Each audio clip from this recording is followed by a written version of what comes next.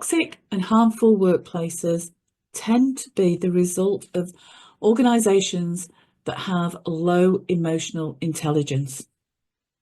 As stated in many of the research reports, managers require higher levels of emotional intelligence. And the good news is that emotional intelligence is something that can be developed. But higher levels of emotional intelligence is not just for leaders and managers.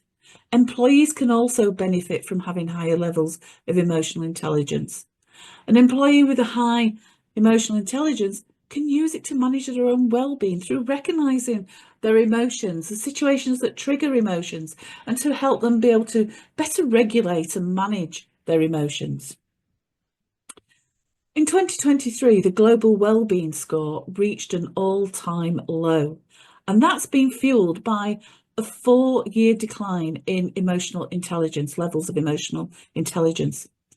And according to the State of the Heart report, we are in the middle of an emotional recession, characterised by that low well-being and high burnout.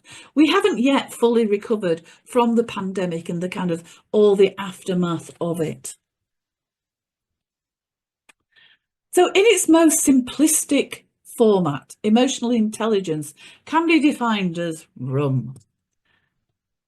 recognise emotions, recognising your emotions, recognising other people's emotions, understanding yours and other people's emotions, and managing emotions, supporting other people to manage their emotions, and managing, self-regulating your own emotions.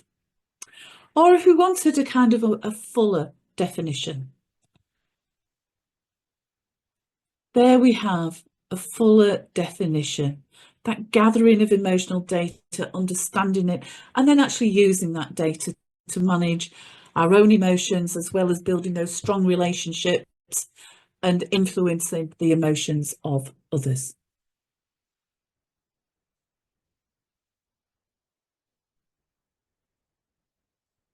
So a couple of facts about emotional intelligence versus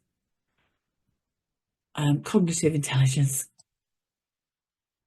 So emotional intelligence, EI or EQ compared to IQ.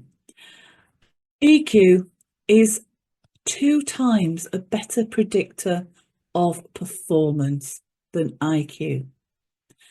And EQ also accounts for 80 to 90% of competencies that differentiate top performers. In the kind of technological world, AI world that we live in today, emotional intelligence has never been more important, and it's often quoted as the #1 competency requirement that employers are now looking for, because emotional intelligence underpins both that performance and well-being. And leaning into emotional intelligence, developing an emotionally intelligent organisation can drive the success of the organisation.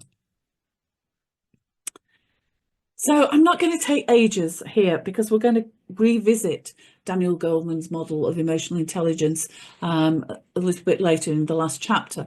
But if you're not familiar with his work, his book, Emotional Intelligence, Why It Can Matter More Than IQ, is a good kind of starting point. But in Goleman's model, basically, he looks at the 4 components, or the 4 quadrants, as I like to call them: self-awareness, self-management, social awareness, and relationship management. So our self-awareness, that's all understanding about our own emotions and his strength, recognising the impact that we have on other people. Self-management, the ability to be able to regulate our emotions, our impulses and behaviours.